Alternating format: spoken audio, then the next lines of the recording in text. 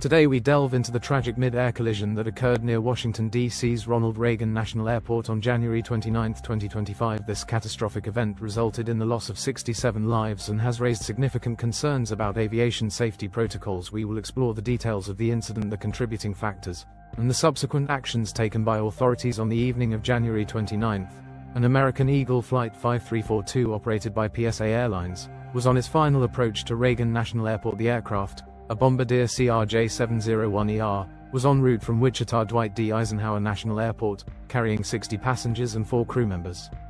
Simultaneously, a U.S. Army Sikorsky UH-60 Black Hawk helicopter designated PAT-25 was conducting operations in the vicinity with 3 military personnel on board. Tragically, the two aircraft collided mid-air over the Potomac River, leading to a fiery explosion. Both aircraft plummeted into the river, resulting in the immediate deaths of all individuals on board. This incident marks the deadliest U.S. air disaster in nearly a quarter-century. Altitude deviation. Reports indicate that the Black Hawk helicopter was flying at an altitude of 300 feet, exceeding the prescribed limit of 200 feet for its operation in that area. This deviation placed it in closer proximity to incoming air traffic than regulations permit. Lack of advanced surveillance equipment.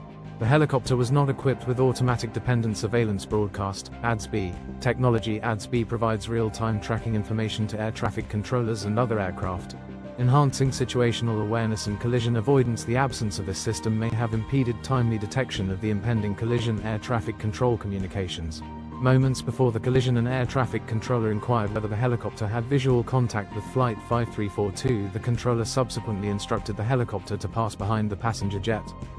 The reasons why this maneuver was not successfully executed remain under investigation. Pilot responsibility. The Black Hawk pilot had affirmed responsibility for maintaining visual separation from other aircraft. However, the helicopter deviated from its designated path, leading to the collision. The specific reasons for this deviation are still being examined. Authorities are concentrating on several areas to determine the root causes of the collision. Human factors. Investigators are analyzing potential human errors, including miscommunication, misjudgment, or lapses in protocol adherence by the pilots and air traffic controllers. Equipment and technology. The absence of ADS-B technology on the helicopter is a significant concern. Investigators are assessing how this lack of equipment may have contributed to the collision and whether current regulations regarding such equipment are adequate. Air traffic control operations.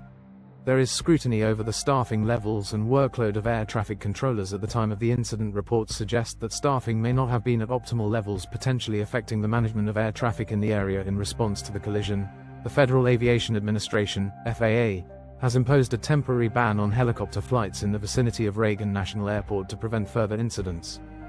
This measure will remain in effect pending the outcome of the investigation by the National Transportation Safety Board, NTSB.